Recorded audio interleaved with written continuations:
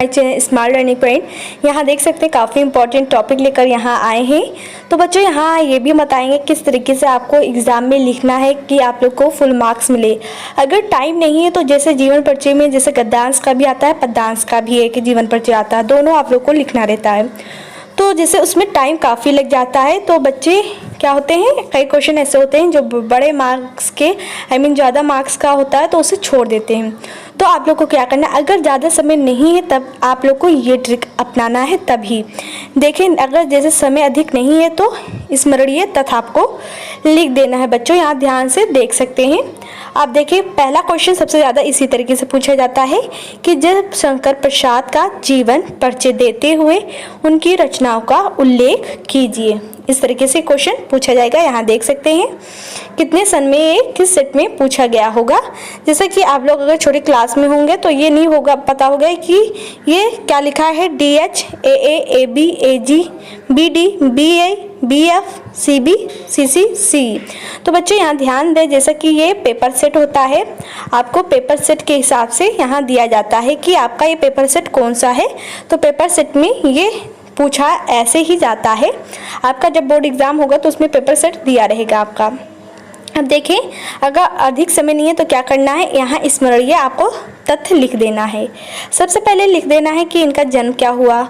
Main topic ही लिखना है आपको, एकदम ऐसे सुंदर सा लाइनिंग करेंगे आप ब्लैक से।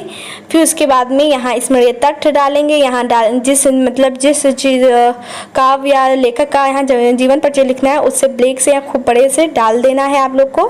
फिर उसके बाद में इस लाइन के अंदर लिखना स्टार्ट करना है।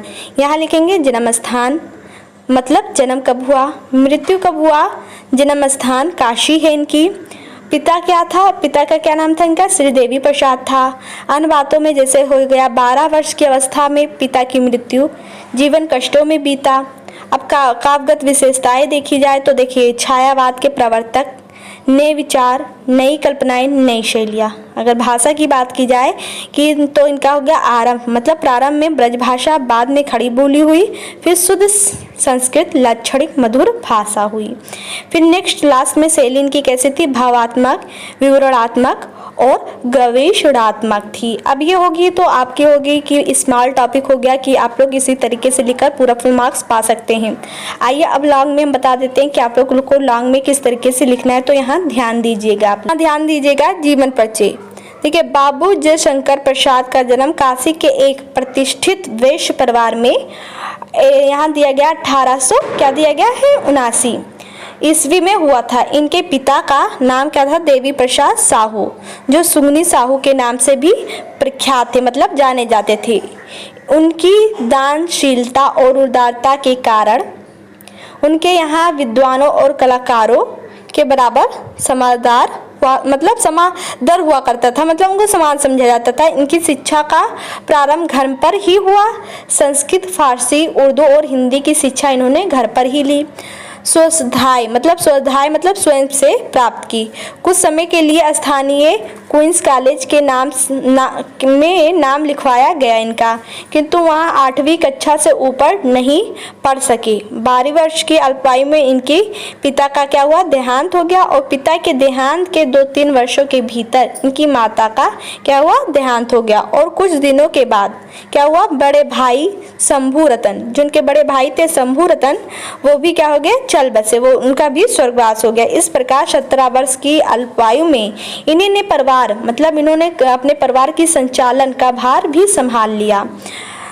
इनका अधिकांश जीवन जो है वो काशी में बीता था। जीवन में 3-4 यात्राएं करने का अवसर भी मिला, जिसकी छाया इनकी कुछ रचनाओं में प्रतिभाषित होती हैं। यहाँ है ये क्षमा के कारण प्रसाद जी का देहांत, मतलब इनको क्षमा रोग था जिसके कारण इन्हें क्या हो गया, इनकी मृत्यु हो गई। कब हुई थी, 1937 ईस्वी को हुई थी। अब इनकी रचनाओं की बात बच्चों की जाए तो यहाँ ध्यान दीजिएगा कि इनकी रचनाएं कौन सी थी।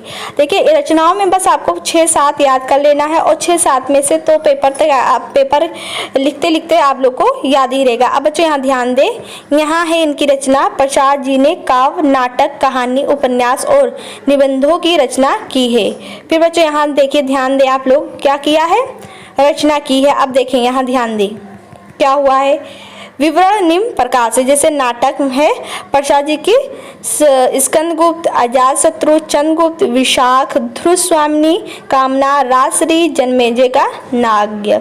तो बच्चों देखिए यहाँ ये नहीं रहे किस विधा की है, बस आप लोग को रचना लिखनी रहती है। तो यहाँ टाइम बच्चों अपनी ज़्यादा किल ना करें क्योंकि समय कम है और आपको ज़्यादा काम करना है, ज़्यादा स्टडी करना है अच्छे मार्क्स पाने के लिए। तो बच्चों इसी तरीके से चैनल के साथ बने रहें, नेक्स्ट टॉपिक के साथ फिर से मिलेंगे, तब तक के लिए इतना ही। और कहीं भी माइंड में डाउट हो तो पूछ सकते हैं और इसी तरीके से चैनल के साथ बने रहें। और वीडियो पसंद आई तो वीडियो को लाइक करें, शेयर करें, कमेंट्स करना ना भूलें। Thank for watching this video.